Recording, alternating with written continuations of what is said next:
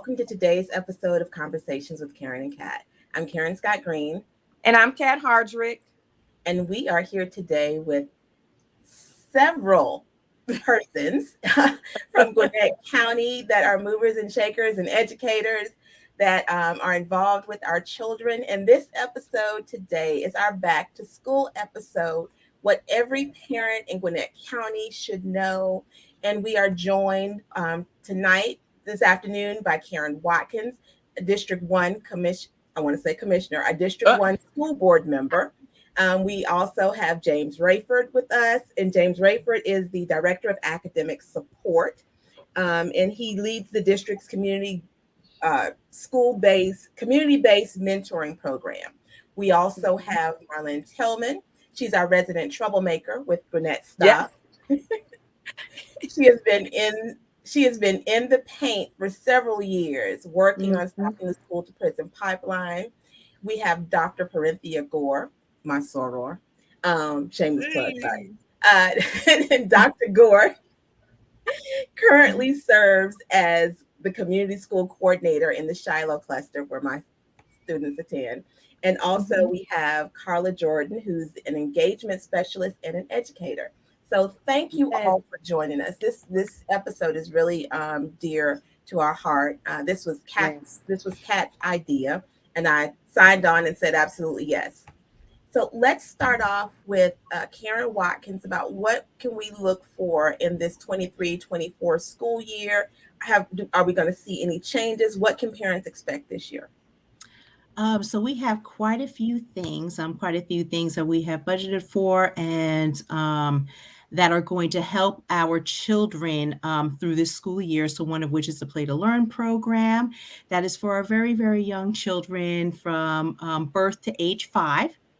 It's offered at some of our elementary schools because this program is growing. It's growing exponentially based on funding from our community. We're working with lots of community members and community partners that are helping us to help ensure that our children from birth to age 5 are building their little brains. So it helps with that prep for pre-K, which is awesome.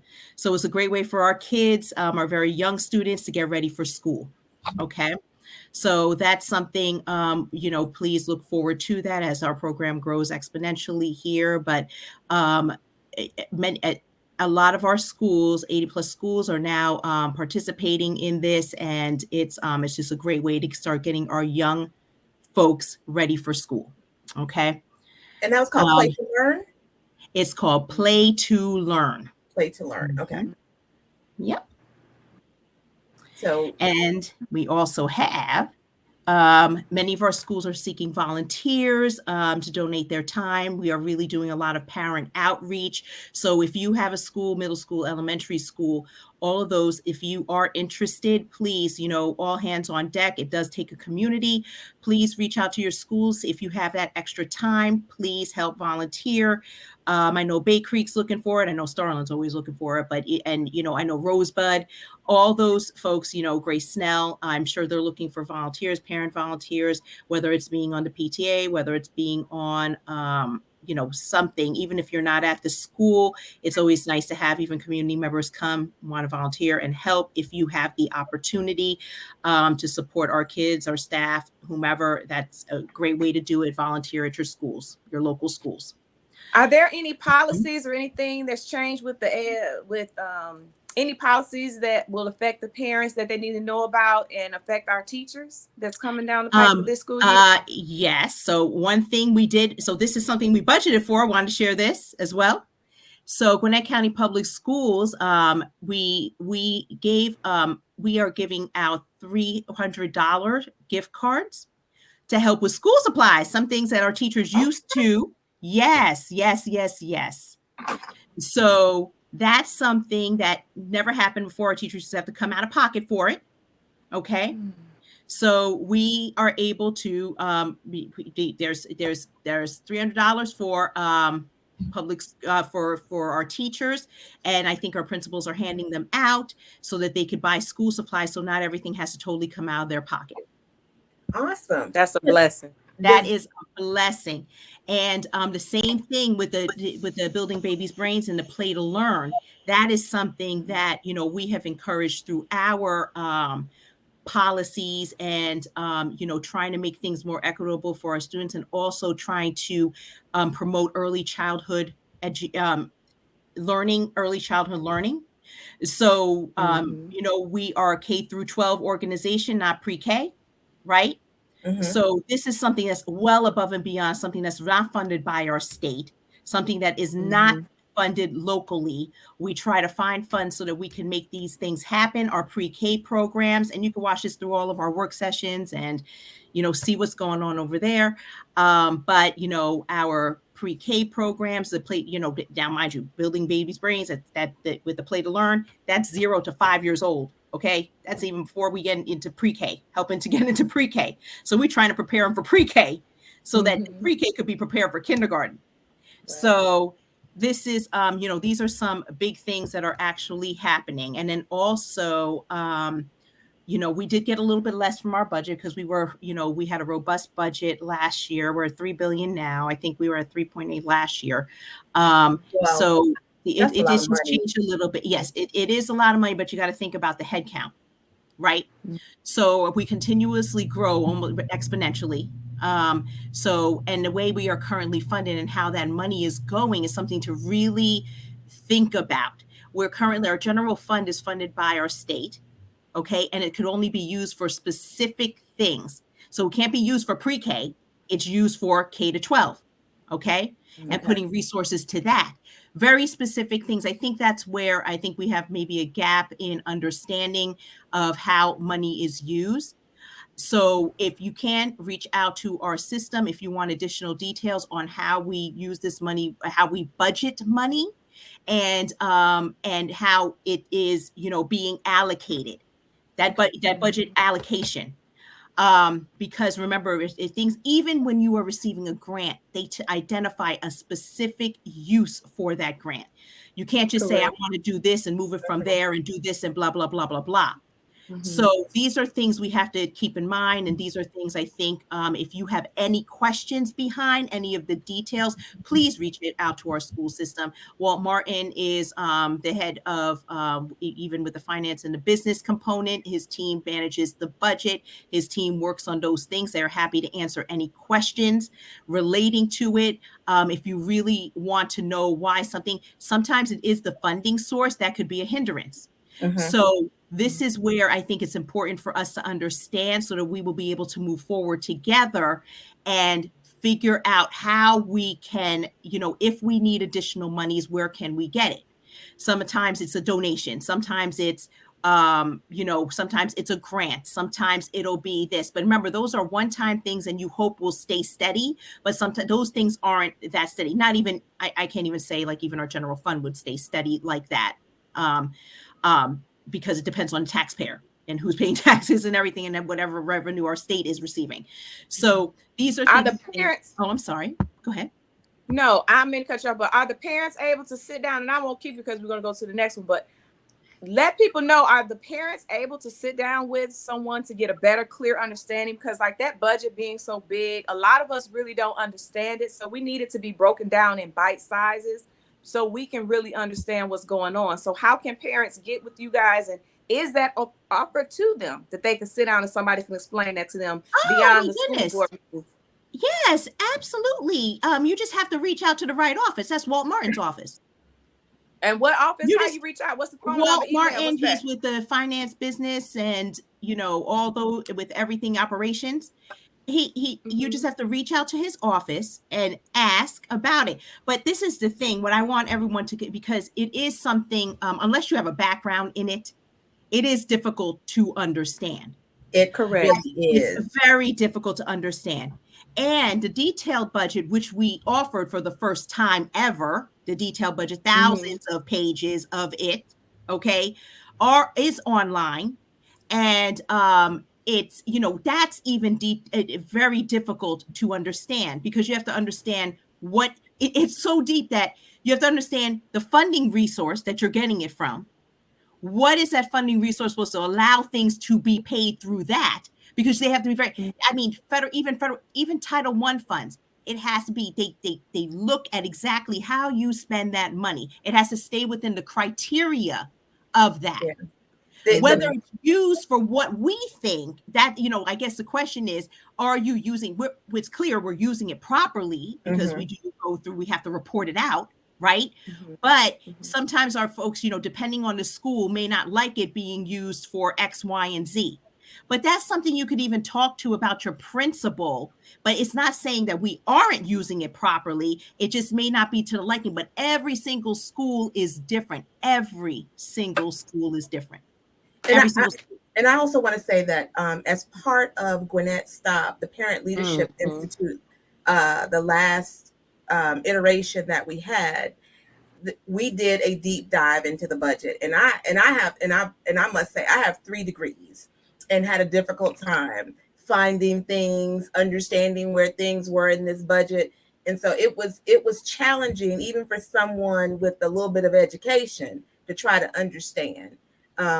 But I implore parents who are interested in drilling down in the numbers to find out, because the school board will give you a number of what the per capita student spending is, but drill down into the schools and drill down into how the school. That's the point. If you have an issue with how your school is doing, let's say I'm a parent. I'm not understanding what's going on. I think we have a ton of money, blah, blah, blah, blah. Walt Martin isn't the guy, because the budget is a very high level. That's high level. And it's a forecast of what we think. What you're looking at is a forecast of what we think we're going to spend. But for the everyday person like myself, even myself, you may want to go to the school that you're impacted by. Ask that principal, help me understand, because this is the gap I'm seeing. My child has 30 children in the class, right? My child's not able to read. This is what I'm seeing. Help me understand how are you budgeting this with our school? Like, how are you using this money to help ensure that my child can read? At that point, because all we're doing is divvying it out based off of what the system thinks is a need, based on what they think for these schools, based on the population of X, Y, and Z, right? What the principal does, the principal has flexibility to go ahead and figure out how to allocate that, what resources they need, and spend that money for that school. So don't even take it as high. If you're a parent, worry about your school. Absolutely. Go to your school. Make a relationship. And you don't have to go there being like, da-da-da-da-da. Just your principal, for the most part, every principal I've met has been very forthcoming with everything. And usually the PTA even tries to help share some of those things, right? So this is where I think it's a huge opportunity for our parents to really engage at their school. The school board is a very, very high level. We're not telling that principal how to, because every school is different. Every school is different. So every school has a different need, a different resource. And even the principal has opportunity to ask for additional funds if needed. And especially if they can really build that case. If all the parents are saying, my child can't read, I need more money. Oh my goodness. You think we're going to have to figure it out. Right. But you got to start at where, you can't eat an elephant whole. You just can't. You got to break it up into little pieces. You start at your school, then you work your way up. And then that's how you can see it. I can talk about this all day long. I know, right? I see. We got to bring you back. Don't worry, you coming back. I can talk about. But remember, the last thing I want to say is that kindergarten registration is, it's still on. Parents and guardians of children who will be 5 years old before September 1, they can still register their child, and for the school year. So I just wanted to say that it's still the online registration for kindergarten is still open. Thank you so much. How can people dropping those nuggets? Perfect. Karen said, "Thank you for dropping those nuggets." And these are important things. Got to get them registered, right? Got to get them in school. That's right. And tell people how they can reach you. Miss Watkins. I want to call her Watkins. Yes, you could reach me at my you could reach me either you could do my through my website, which is Karen at Watkins.org, or you could reach me at as a school board member, you could reach me at Watkins at gcpsk12.org as a school board member, or just as if you just wanted to reach me, talk about stuff and see what's happening in the community, whatever in general, not just the school board, I am there for you too. Absolutely. And tell people what district you cover. I cover District 1, and I do not speak on behalf of the school board. Correct. Everything that I'm saying here, you can validate via go to our website, contact our school. They should be able to supply you with more details. But this is not anything. This is everything that I'm telling you is public information. You can review all of our work sessions. You could go through all of that. And the most important is you should always, I call the school, especially with anything operational. They can tell you what is going on, whatever. If you feel the need, you copy us board members. So I copy my school board. If you feel, the email my school board at gcps.org, gcpsk12.org, and feel free to ask any questions through there. Someone is going to respond to you, or share, or you could say, please share with all of our school board members, so that they could, make it aware, and then we could work through that. And figure out how to help people navigate through this big system. Okay. Thank you. You go ahead and join your meeting now. We appreciate you for joining. Oh yeah, anytime. Thank you all for the opportunity. Thank you so much. All right, Mr. Rayford. Yay!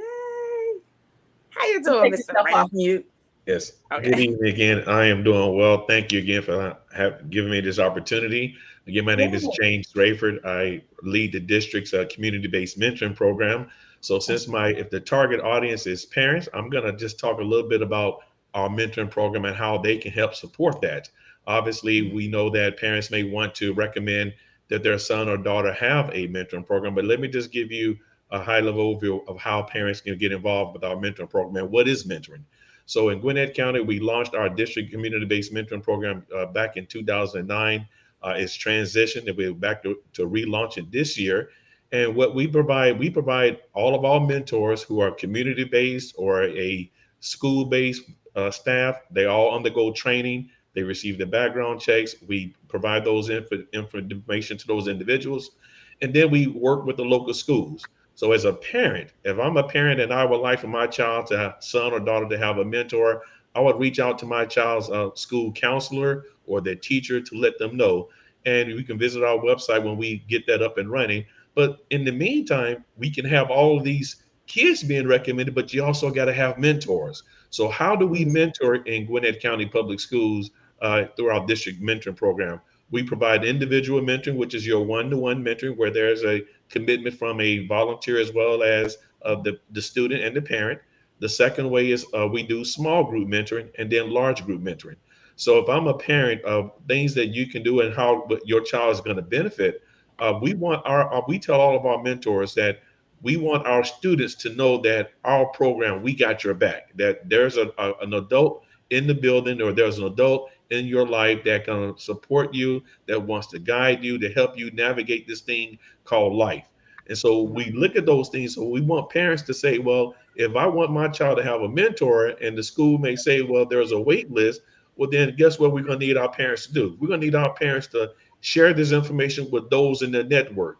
We do contact faith-based organizations, fraternities, sororities, businesses. So we contact all those areas. So if we can identify the businesses in the areas, those individuals, we can go out and navigate and recruit on behalf of the schools. So that is how parents can get involved. They can share that information. And we also have opportunities where a parent if they may not necessarily can be a volunteer mentor, but they can stay involved in their son's or daughter's education by being engaged, ensuring that they are ready for school, setting those expectations, having those communications. They may be willing to, if they're a small business owner or they work with a business, they may be willing to sponsor an internship. We did pilot an internship job shouting program for our students. And then obviously parents can make a sponsor a child. We do have sponsorship opportunities. So those are ways in which parents can get involved. And we have seen tons of benefits for our students. We know that we talk about our 4 E's with our district's blueprint. We talk about empathy, equity, effectiveness, and excellence. Mm, So we talk about those giving kids a sense of belonging.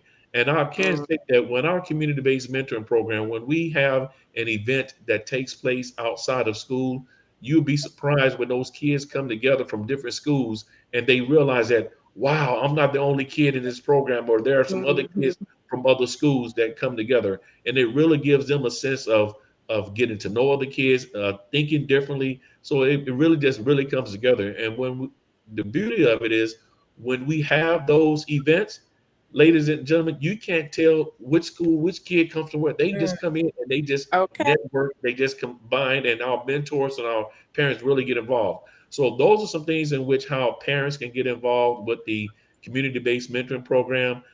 If you need to contact me, like I said, we're just relaunching, so our website is not even live just yet. So it'll go live in a couple of weeks.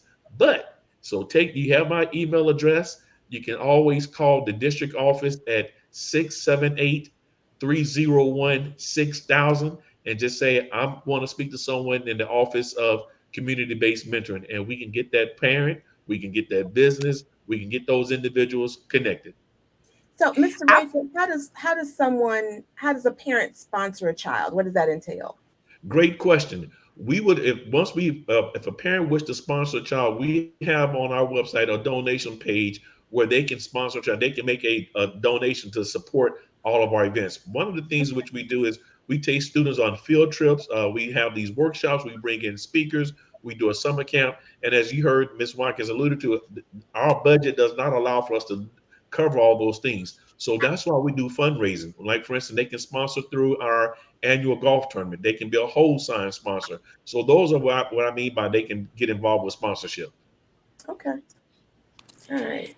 Love it. and your website isn't up yet, right? But they'll be able to find that when it is up. So you basically gave Karen the cat an exclusive, huh? Yes, ma'am. That's right. You got exclusive. That's right. Exactly. I know that's right. And let me Well, also I say know. this here.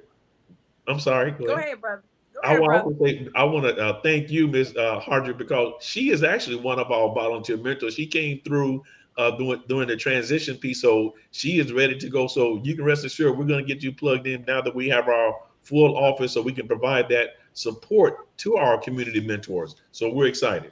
So, Mr. That's right. Rayford, I signed up last year as well. I did the training. I think it was with you. Um, in the evening, and someone from Shiloh called. Well, I shouldn't have said the school, but someone from the school that my kids attend called me, asked me what days I wanted to volunteer, and radio silence. Well, I can speak to that because we didn't have you didn't have an office where they can provide that support. So Okay. that's one thing. We do have an office of community-based mentoring. As I stated last year, it was a little bit in a transition, Okay. and there were so many things placed on the local schools. So unfortunately, some things fell through the cracks. But we now have a staff that can remedy that, so we can All support that. right. So, but I wish you would have done all you would have done if you would have just picked up the phone or it's contacted me directly. I could have got you back plugged in there. But that's right on the bridge. But our Yeah, office will always I'm be I'm there I'm to I'm support still our mentors. available. Yes, we will be there to support our mentors. All right, wonderful. Amen. Well, This thank is you for awesome. joining us. We're going to let you go so you can make your other meeting that you have to do tonight, this evening. We Thank appreciate you. you for And I joining us. know Thank you so much. yes, and Dr. Gore said you're Sarah, so hello, Sarah. I, Hi. You know, I I- say, don't look, edit. we in a Don't let fraternity Kat of edit loving that people. out there. But y'all have a great evening. But thank you all so much for this I do the opportunity. I'm editing so looking that forward stays to it. in. Yes. And Thank Dr. you Gore so and Ms. much. Jordan and Ms. Tillman, thank you all so much. I'm looking forward. I'm gonna stay on it just to hear you all as well because I'm All gonna right. support that for till I have about Wonderful. 10 more minutes there. So thank you all so All right. much. Wonderful. All right. Awesome. So we just had to get the two first interviews out of the way so that they could go ahead and make their engagements. But in no particular order, Right. I'm interested in hearing. Well, I'm interested in hearing from everyone. Mhm. Dr. Gore, since we were just talking about the community-based mentoring, you have now taken over the community school director at Shiloh, which is my cluster. Yes, Tell us indeed. about community school. Yes. So the community schools, as Mr. Rayford just mentioned, did go through some transitions last year. So I came in at a very interesting time as we were going through all of those different transitions. But our focus is on the same thing that the focus is throughout the district. And that is, how do we get from empathy to excellence for each and every one of our students by making sure that students' non-academic barriers are addressed. So one of the things that I have the privilege of doing is working very closely with our social workers and our counselors to make sure that our students aren't hungry or, unhoused and things like that. I always tell people, because I asked my principal to move into this role. And I'm at that place finally in my career where I'm like, I cannot believe that they pay me to do this, right? Not only do I get to work with Mr. Rayford from time to time, who my fraternity brother and just awesome individual, but also I get to go out into the community and listen to what the community has to say about what the needs are and how we can meet those needs through the school, both through the regular school day and also in the extended hours after school. So it's a very multifaceted job because all of our communities are so different. And then the Shiloh cluster where I reside and work, is just beautifully diverse. And so I've met so many different people, including the two of you, through my work here at the school and out in the community. A lot of the kids call me Dr. Mom because, I get to meet them after school and just make sure that they're good. Personally, one of my pet peeves is seeing idleness. I think young people, it often leads to trouble.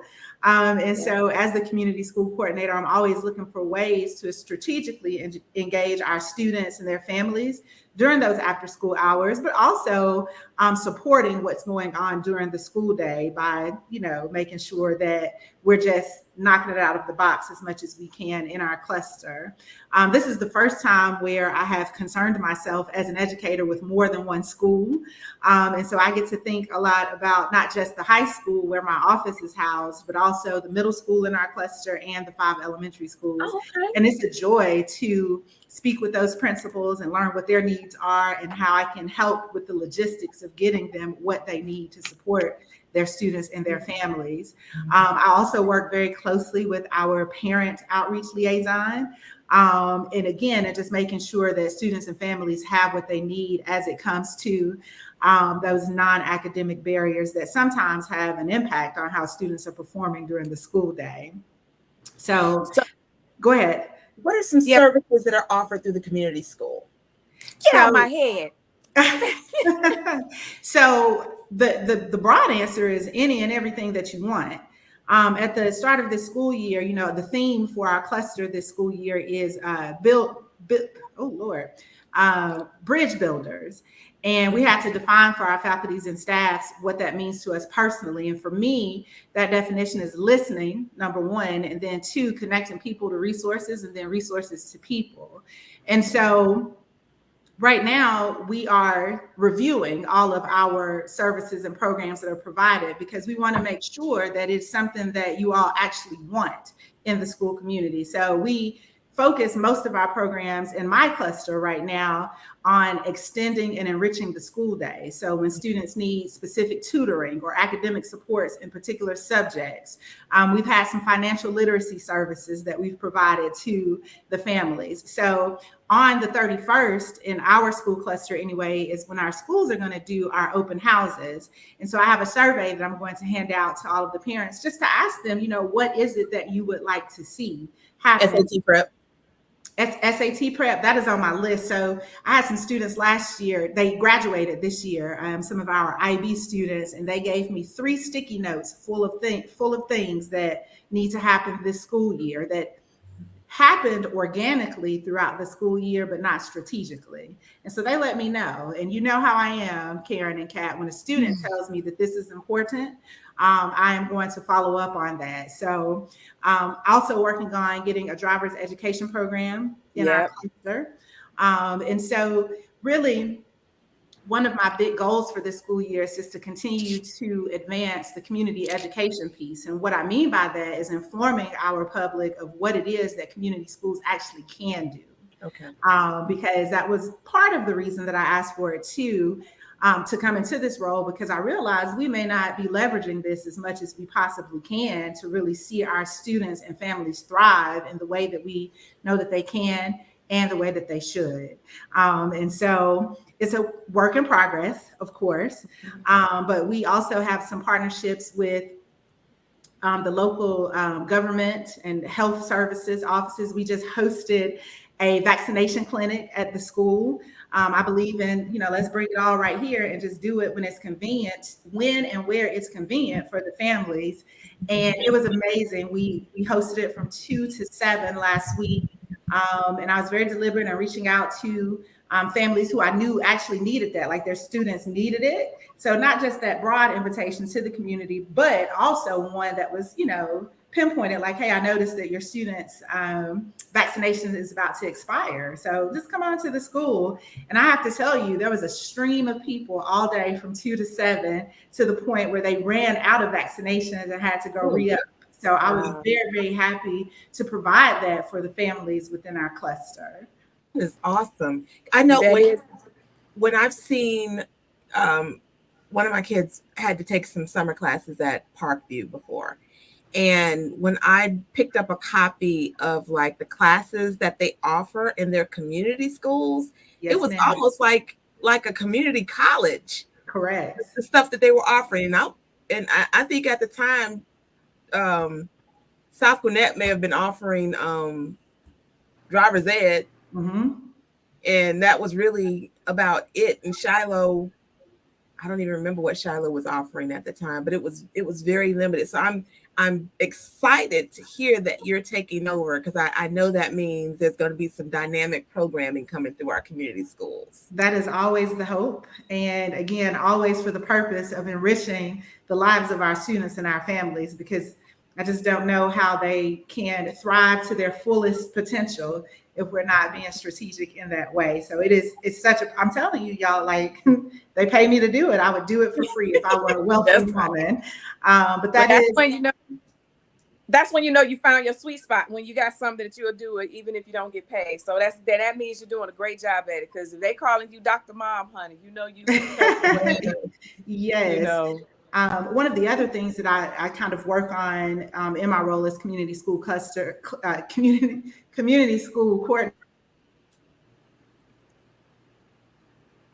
community, so talking to lots of local business owners. I had a big win last year when I went up to the Bojangles, that's right there on 78. I go there sometimes for egg and cheese biscuits, small fry, and a sweet tea to get the day started, right? Not the healthiest meal, but every once in a while I crave it, right? And so I had all of these pennants, these Shiloh Pride pennants, and I would like to see that level of pride throughout just the whole entire area. And so it was so cute, because the manager that I spoke to, she had some students from Shiloh who worked at Bojangles. And so she asked, well, what does PRIDE stand for? It's an acronym for us. We have our students throughout the cluster. We want them to be prepared and respectful, to show integrity, be disciplined and engaged in all that they do, right? So I was getting ready to explain to her what that acronym was. And one of the young men who worked there, he was like, oh my goodness, here it is again. Today, what is it, Dr. Gore? Be prepared. I was like, yes, baby, say it. Go ahead and say it, because you know it.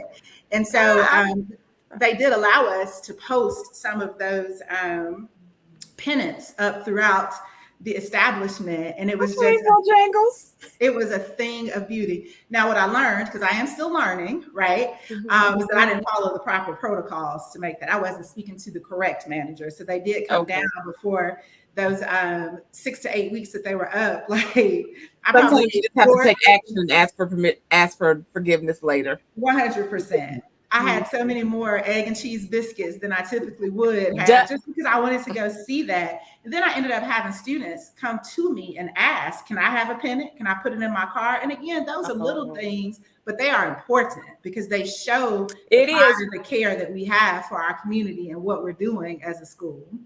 Yeah, absolutely. It's just like the hallways of Shiloh when you walk in there and you can actually see, and you for me, even as an adult, I pulled my shoulders back and held my head up high because I felt very proud to be in that space with all of those images of leaders who speak to me. And I only can imagine these young people, how that may speak to them. So it's very important to have a space where children can see themselves represented in the hallways. And I'm hoping that more schools take the lead with Shiloh, because I don't remember that being the case at South Gwinnett. But my question would be specifically, and any one of you lovely ladies can jump in, specifically, what do our parents need to do to get them ready for August 3rd, some people August 7th? What do they need to do? What are some steps they need to take now before school starts to get their kids off on the right path? What are some tips and what are some things that you recommend to parents to do so they can get involved and get connected and have everything set up good for their kids? Well, I'll jump on in here, ladies, because one of the things that I really push with parents is trying to help them to understand that it's a relationship, a partnership, that we both have to work together to get our kids to where they need to be. And this is the time right now, if they haven't already started, to start establishing a routine. We know our kids, especially our high school students, they'll stay up until 2, 3, 4 o'clock in the morning, that their schedules or sleep schedules are off. They love to be online. They love watching videos. Summer, the kids say, well, this is my time. I say, okay, cool. But now that we're trying to transition back into this academic year, it's important that they start to slowly shift back into the academic habits that will allow them to be successful during the school year. So they don't want to do it. So we have to kind of help them to do that. And we know that it's always an adjustment from the summer to a school year. So starting early, starting now is always great. Some of them hopefully have been doing some reading, if not to kind of pick that up, to try to train the brain to slow down from all of the entertainment and the videos and the, all the fast things that they were doing, to be able to be reflective, to be able to have some mindfulness, to be able to slow the brain down to focus on content. So definitely routines, trying to get to bed at a reasonable time, making sure that they start to manage what they're doing. Got 24 hours in a day, and I tell the kids, you should be sleeping. Research says you should be sleeping about 8 to 9 hours, teenage wise. And so most of them are only getting 5 hours of sleep a night, if that. So when you're sleep deprived, you lack energy, you can't focus. So those academic habits are very, very critical to help our students to be ready for the learning when they get into the classroom with their teachers. And what you can do to help with that is, number one, start by giving them something or having a conversation about, well, what do you enjoy reading? And then finding those reading materials for them. A lot of the kids will be hesitant to read. You can start small with maybe a magazine or an article, and then follow up with a conversation. Because as an English teacher and been in education for 24 years, my push has always been, I want you to be a better reader, a better writer, and a better critical thinker. The students, especially high schools, like, we don't need teachers, we got Google. Yeah, you do. You can access any information that you want to get. However, once you get that information or you get that answer, what are you going to do with it? Right. So we are shifting education, and I hope that this movement continues to where we're trying to train students to be more critical thinkers, better problem solvers, and be extremely creative in what it is that they're doing. So we're building those soft skills. We're building those employability skills. The content that they're learning in the different classes just helps to train the brain to think. And so parents have to understand that, when they're going through their classes, encouraging the students to do the best that they can, because everything that they do, well, why do I have to learn this? I'll never use this in life. It's not about the content. It's more about the process. It's more about you being able to identify how you learn best, what interests you, trying to find that pathway that will lead them closer to their skills and their talent and whatever career field they might go into. But everything that they do in school, from elementary to middle school to high school, allows them to tap into their potential, to discover their skills, to grow their academic ability, and to develop those habits that will allow them to be successful in any course or any class that they take. So those are the most important things that parents can do now is what can you do, these small things to help build those academic habits. I tell, put that phone down. That's the first thing that you can do. Put the phone down, teach them to unplug for a little bit, being able to be in their own space, to be able to be in their own mind, in their own head, engage in something that is creative, engage in something that's enriching or just interesting to them so that they can explore and dig a little bit deeper. So I would definitely encourage parents to start with that now and to encourage them to start discovering, build that curiosity, build that that love of learning is what we want to create in all of our students. Okay. You hit the nail on the head with that one, honey. I'm like, ooh, that went all over me. Hurry up and get those kids to bed now. Start a routine. Look, stop. Don't wait till the night before school talking about it's time to go to bed. Oh my goodness. In the morning. Now you want me to go to bed? That is so hard because I have a rising senior and a rising sophomore who's getting ready to go back to college, and trying to get them to get back to get on schedule. And particularly when mama falls asleep, usually by 9 o'clock. That's hard. I understand. A lot of our teenagers are highly nocturnal. They will rather be up all night. But what happens is, especially when they get up in the day and they go to their classes, they're unable to really take advantage of that experience. And so it's really having that conversation with them about functionality and being able to be your best self. Yes, you're in class, but are you fully engaged? Right. Are you able to really embrace the experience? Because you can't learn if your brain is exhausted, if you're not fully developed. And I argue with teenagers, if they're 16 and up, I use research and I use evidence to show them, hey, this is how this works. And most times, you can get them to rationalize and to think about, okay, well, that's true. I do feel like this. So using the research and using articles that you might be able to say, hey, this is what's happening. And then to remind them, well, what is your goal? What are you trying to accomplish? What are the things that you want to achieve? And then having them plan that out on paper to write it down. Because a lot of them have these lofty ideas in their head of what they want to be. I want to go into engineering. I want to go into this. But for them to have an actual written plan and action steps to get towards that goal will help you as a parent to hold them accountable for the things that they're doing to get there. And so it's trying to get them to understand, my job as a parent is to encourage and support you. And, especially once they cross over to where they think they know everything, your job gets a little bit more of management, supervision, because you don't know what they're doing, at school or when you go to bed, because I go to sleep at 8 o'clock as well. So I have to hold them accountable that when I start asking you questions, you should be able to answer those questions fluidly and immediately, because you have a plan, you have a routine together that we've sat down, we've talked about, we've written it out on paper, we've set the goals, and to make sure that they understand that this is about you. I've gone to school, I've gotten my degrees, I got a job, I'm good. This is about your journey and where you want to be in the next few years, and what you do now is going to affect you, 5 to 6 months later. And so piggyback on top of that, I want to know, when you have a child, because Lord knows y'all educators are the bomb. I love my educators. Y'all are smart as I don't know it. But this new math is not mathing in my house.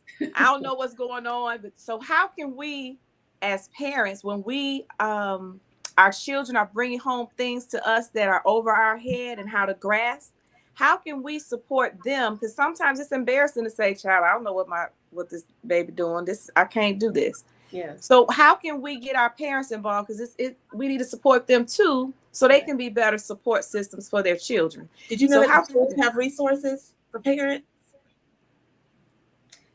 So I will tell you that the math content and curriculum has changed, at least 3-4 times in the last 5-6 years. So they're still trying to figure out the best way to teach our kids. I'm old school, so I'm like you. When I see what this is that they're doing, like, wait, what? That doesn't make sense. You're right. So there's a process to it, but I will tell you this, is that there are layers of support in every school that they can take advantage of. There are layers of support within the community, because I know in Gwinnett County, you can subscribe to the Gwinnett County Library and get 24 hours free tutoring service. So when your job as a parent, like I said, is to encourage and support.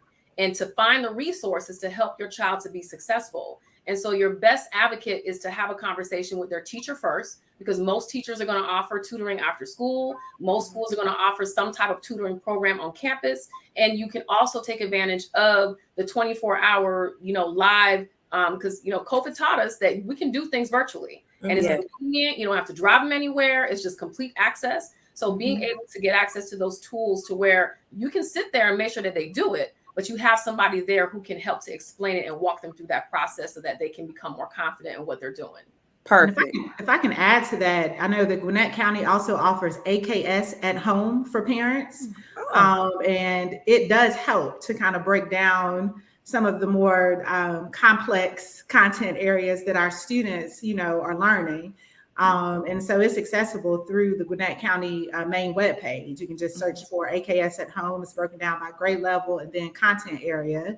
And most schools also post it on their website somewhere as a resource for parents as well. But this is also where the community school comes in, because if I hear that enough from parents that, hey, I really do want to help my students with, or my children with this very complicated math, we can get teachers who can sit down with parents and help them to understand how to help and support their students at home. So it is just about having those conversations and asking for what it is that you need. That's what I tell parents all the time. I wish I could read minds and just provide, but I do my best to tease things out of people. But if you need it and you don't know where to get it, or you don't think it's available, then just ask for it and let's see if we can make it happen. So that's another way that the community school comes in. And then I just want to say, to Carla's point about the routines, it set on my spirit too. Particularly parents who have children who are transitioning from middle school to high school, because the hours are so drastically different. I'll never forget watching my own son go from I used to tease him and say he had banker's hours when he was in middle school, and then he had farmer hours when he got to high school. And I'll be honest, we didn't prepare for that as well as we should have. And then I see a lot of our ninth grade students, struggling with that when they haven't taken the time to adequately wrap their minds around the fact that school is starting a full 2 hours earlier, and that 2 hours earlier, equates to a 7 o'clock, which means that for many, you're at the bus stop at 5. Because it's ungodly. Yeah. It's a huge transition for rising ninth grade parents to think about. My son used to go to GSMST, and so he would have to catch the bus to go all the way to South, then another bus to GSMST, and then come back, and then he would have homework until 10, 11 o'clock at night. And then he has to repeat that for 4 years. And it's just overwhelming to do that, just with the whole trying to get some sleep or whatnot.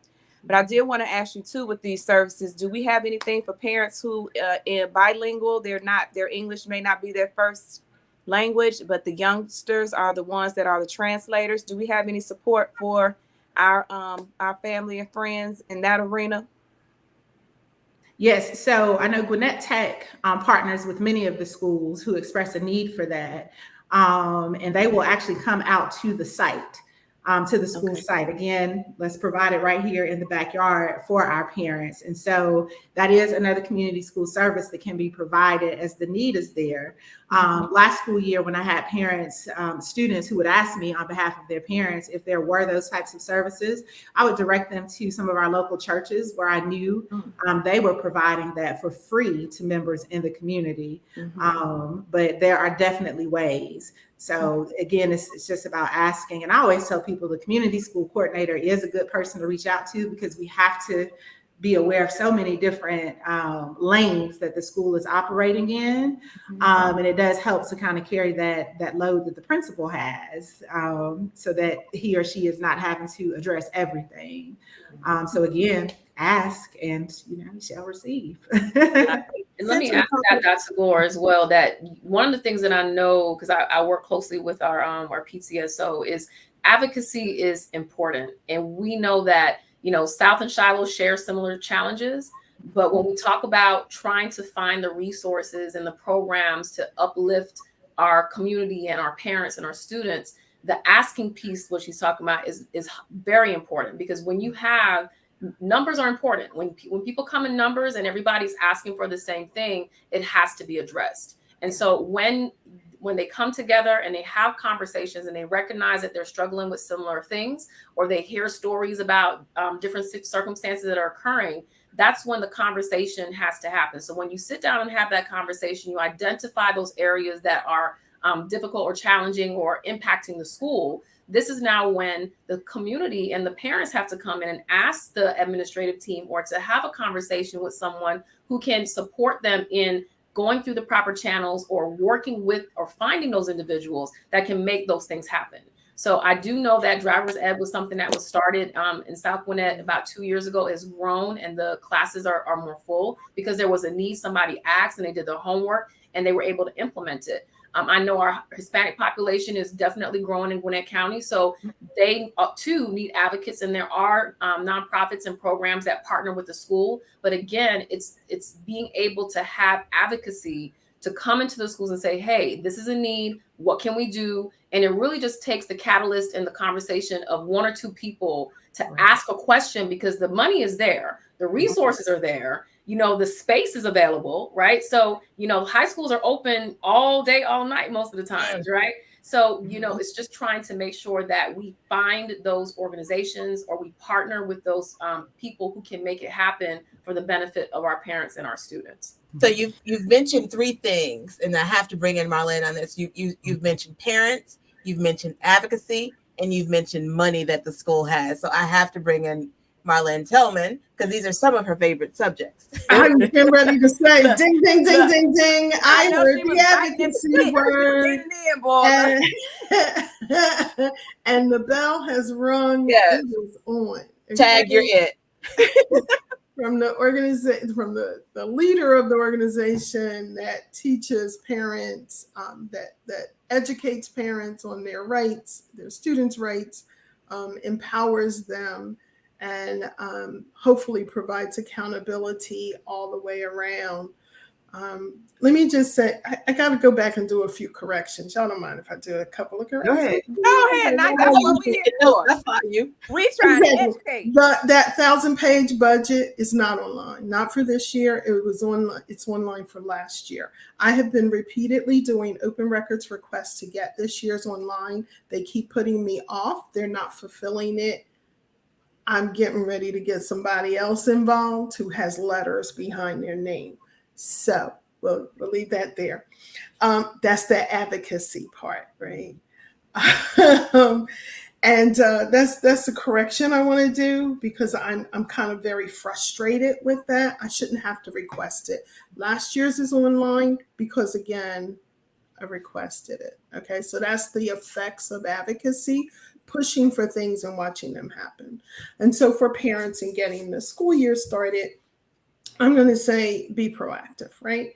Get a complete copy of your child's records, and know the portal is not complete. The portal can be used to cross-reference information. It is not complete. You need to get it from the school. I advise parents to do that at least. If you're not going to do it yearly, you really should. But if you're not, every other year, bare minimum. What's the benefit in doing that? Because you will know, like, here's a perfect example.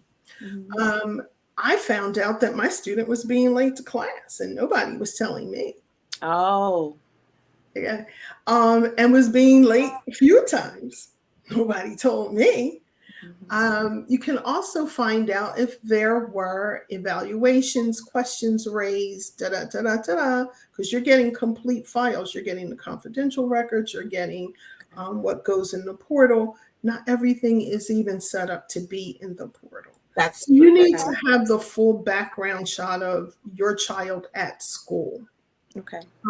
But you should use the portal. You should absolutely cross-reference it. For disciplinary incidents, I can tell you it is very incomplete as to what's there, and it's up and down. So there's not even a pattern as to what's missing.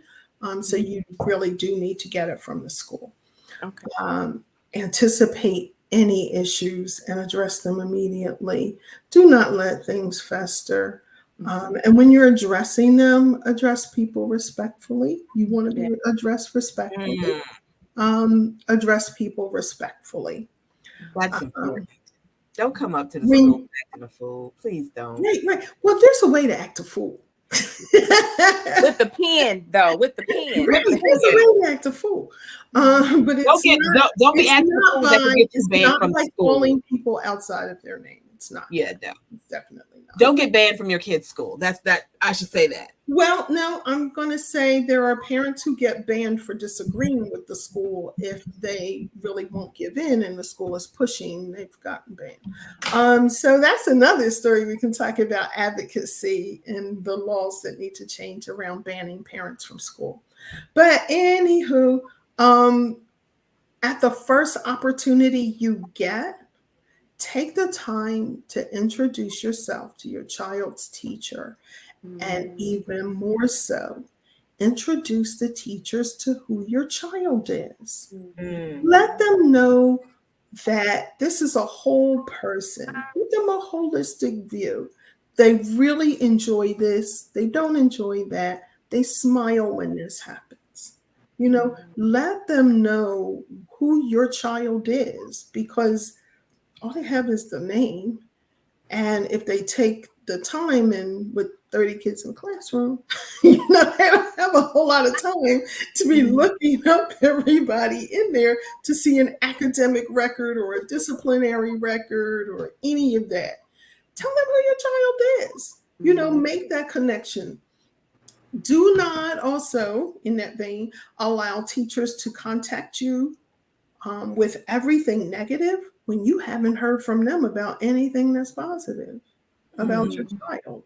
As I used to tell them, I sent good Kyle to school too. Did he do right? Like, can I hear about that? Where is he at? And that goes back to that holistic view. We know children are going to do the wrong things from time to time. We know that. They're learning, they're growing. It is called age-appropriate misbehavior. How we deal with it is another thing.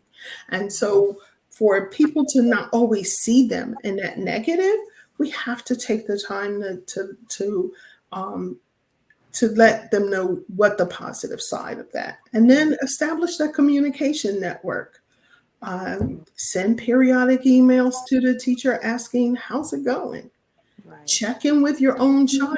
And I don't mean, how was your day? Okay. You know what the answer is, right? Fine. Okay. Okay. That's not the answer we're going for. Dig deep, probe, do not ask yes or no questions, but see where they are with their work. What's your grades? What are you not understanding in that class? And folks get mad at me for saying this, but I don't think it's a parent's job to help their students with their homework. I think it's their job. That's right. It is their job. If they want to do it, most kids don't want you helping them. Okay. Y'all had a kind of relationship.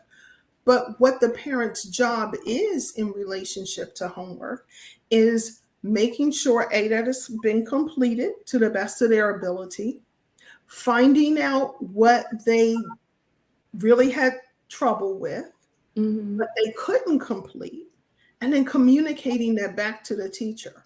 Okay. That's your job. Your job is not the teacher. Your job is to be the liaison between school and your child and making sure that they're successful.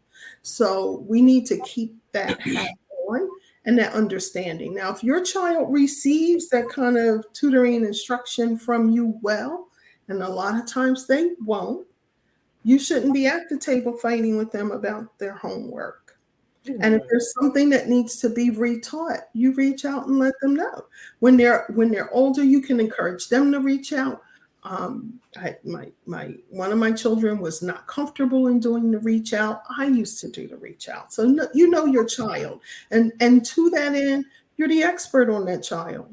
Nobody knows them better than you. So if they have that personality, they're comfortable in going forward, push them to do it, even the ones who are less comfortable, and then check in again to find out, did you reach out to your teacher and tell them? And then if they didn't, there's your job again as the parent. Reach out and let them know follow up. that you have that communication loop. One of my secrets, I'm gonna share it, but I'm gonna have to kill everybody afterwards. Look. Make friends with building services staff. Why building services? Oh, they know everything going on in the building. They got the keys to the building too. Okay. You want to know where something is, how to get there, when's the best time Building to show services. up, when so-and-so go home, all of that. You know, that's building services. You want the inside scoop? That's inside scoop. I'm gonna just tell you, I love my building services staff. Anything you need, they can help direct you to because they're watching. They're everywhere in the building. They know what's going on, and they're more accessible. Okay, so that teacher has 30 plus children in a room.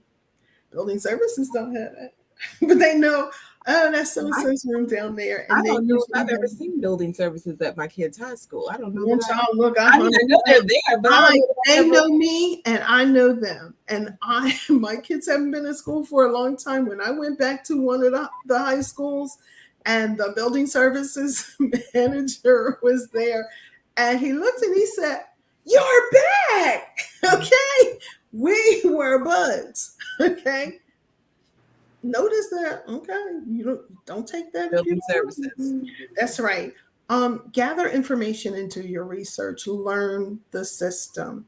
Really, okay. So really, I have to say, get involved by watching the school board meetings to learn more about the system as a whole. And when you do that, do not watch the 7:00 meeting. It is truly about voting in public. They actually discuss policies, discuss data, discuss how are the children doing at the 2:00. It's now online, so you can pull it up on demand as you have time. You could have it running in the car. And 2:00 is the work sessions, right? 2:00 is the work session, and it is the best session to be in because you get more of an idea. Go first find, then attend your local school council meeting. I know, right? I'm setting y'all up. And then after you find it and you attend it, then I want you to run for local school council. Okay, local school council is a body that is primarily parents and some school staff who learn about the what's going on in school, how the children are doing, and then they make recommendations to the principal about what should shift. Is this going right? You know, have you tried? It is a great place to have a voice. If you want to know more about local school council, you can visit Gwinnett Stopp's website. We did a report on local school council, and every school in Georgia is required to have one. So please don't come back and say you don't have one. Every school in Georgia is required to have one unless you waived out because it is a charter system. And it's the only way you get out of it, okay? So I'm going to tell you, Gwinnett County Schools is not a charter system.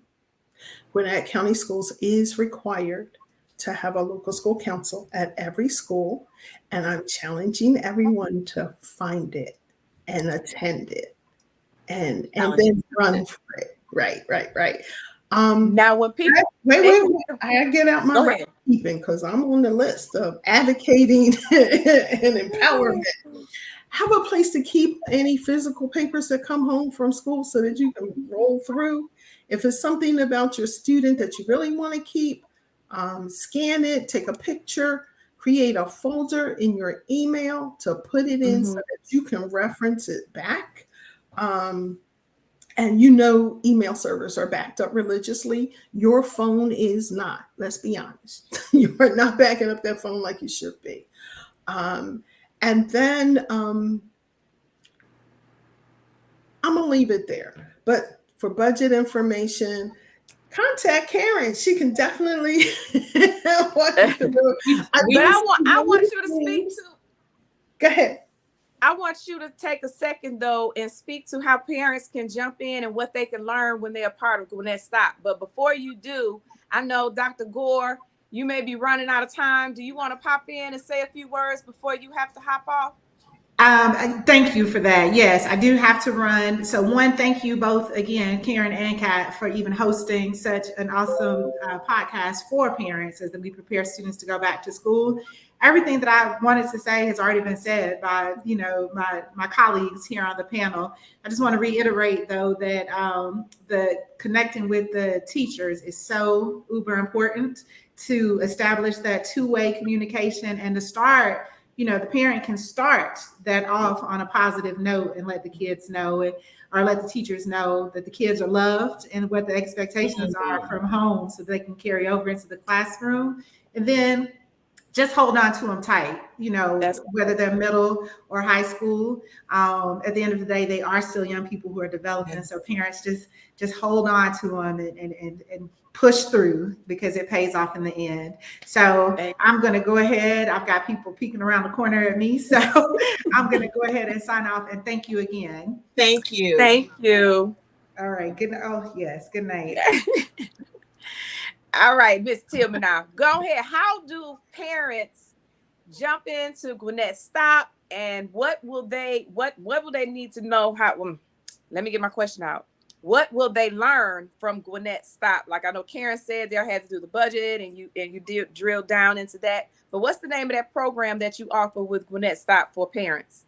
Parent Leadership Institute, and we build advocates. That's all that's for. It is to educate parents around the school system, what education laws are, what education policy is, how does it apply and impact your students, and then how you engage on that level. One great thing about parent leadership is we revamp it from time to time. And so we will take a foray into the budget, because all of that. So Gwinnett Stopp is about dismantling school to prison pipeline, right? And so there are many factors that feed into that is a feeder that impacts school to prison pipeline. The budget is an important thing, because when we're talking about solutions and you want to know where are the pockets of money to put those to put those solutions to work, you need to understand how to go through the budget. Now, do you need to be an accounting major? No, absolutely. You don't have to be an accounting major. You just need to know how to, what tools and how you bootstrap your way through, right? Mm-hmm. So what are the big things you look for? Where are they located? Yes, I see it here. By all means, after you get that, then you go over to your school. I knew you got X number of points. Unfortunately, the schools are dealing in these artificial point things that do equate to numbers. But you can get to start then aligning it up so that you fully understand it. So budget is one. How to be an advocate, not just for your child, but for education holistically. Because we're looking to have parents be able to support each other. We will never be able to have enough advocates for everyone that needs one, but if we have people who are educated and empowered around you, they can help you do that. You learn a lot about education policy, federal, state, and local, because you need to understand who steps on who and what's the pecking order, right? You've got to know that. We bring in subject matter experts from all over the country to help us do this, so that you'll also now have connections. In a lot of the topics that we teach, we can do ourselves. But because we want to also help you build out your network, you build those connections. So our parents may connect up with data researchers who can tell them what's the quick down and dirty way I can look at how my school is doing, where my students attend.